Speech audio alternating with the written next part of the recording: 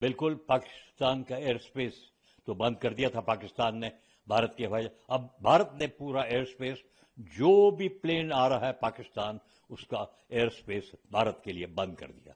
बड़ी मुश्किल होगी पाकिस्तान को इसके बारे में, घाटा होगा, क्योंकि उनको पैसा मिलता है ओवरफ्लाइट की वजह से।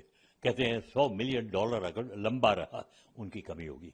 लेकिन ये भी सोचना चाहिए कि 9 दिन हो गए हैं जो घटना हुई पहलगाम में, 26 बेचारे मारे गए, और जनरल मुनीर, उनके जो आसिफ उमीर जो उनके आर्मी चीफ है, कुछ उन्होंने उल्टा सीधा धर्म के बारे में बोला था, कश्मीर के बारे में बोला था, और लगता है इसका ये हुआ। लेकिन एनआईए अब पता कर रहा है कौन दोषी है, कहां से आए, कब आए, और उनके पिक्चर और उनके ऊपर सब कुछ खुला खुला आ रहा है।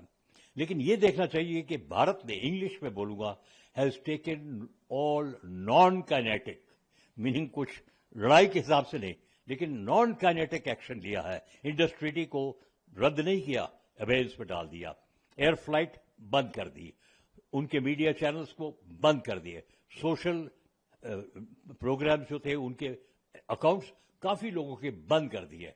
और इससे ज्यादा जब प्रधानमंत्री सर्विस चीफ्स के साथ मिले थे, रक्षा मंत्री, एनएसए, सीडीएस और 3 हमारे जो आर्म फोर्सेस के चीफ्स हैं, उनका निश्चय हो गया कुछ होगा, उनको डील दे दी। अब देखिए, नेवी के जहाज टीवी में दिखा रहे हैं कि अरेबियन महासागर में पाकिस्तान के बाहर है। ये ब्लॉकेड की तरह लग रहा है।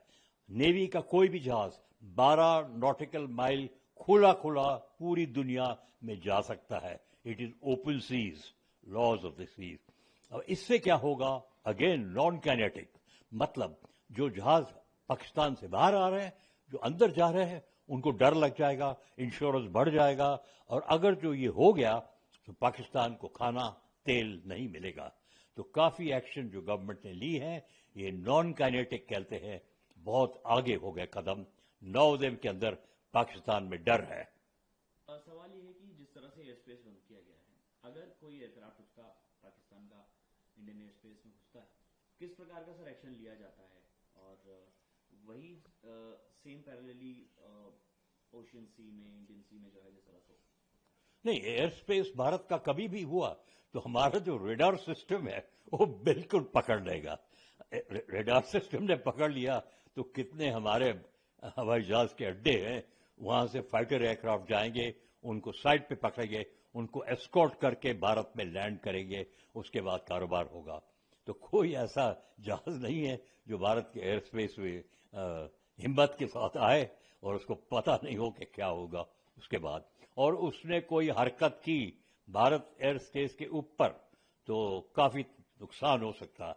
ये पहले भी एक दफा हुआ था, एक पाकिस्तान का जहाज कच्छ में बॉर्डर को क्रॉस किया था और हमारा जो एक MiG-21 का पायलट थे उसका गिरा दिया। हाँ, उसके टुकड़े टुकड़े पाकिस्तान के बॉर्डर पे गिरे, बाकी जहाज भारत में गिरा। तो ये भी हो सकता है। देखिए, जब पहली कैबिनेट कमेटी ऑन सिक्योरिटी की मीटिंग हुई प्रधानमंत्री के नेतृत्व में, तो उसमें हम लोगों ने जिस प्रकार से इंडस वाटर ट्रीटी को लेकर के और उनके जो नागरिक हैं हिंदुस्तान में, उनको बोला हिंदुस्तान से जाने के लिए। अटारी को हम लोगों ने बंद किया। उनके जो मिलिट्री अटैचेज हैं उनको कहा गया कि भारत छोड़ दें, वो पर्सोना नॉन ग्राटा हो गए। उनके जो 30 आदमियों से ज़्यादा वो अपने हाई कमीशन में नहीं रखेंगे।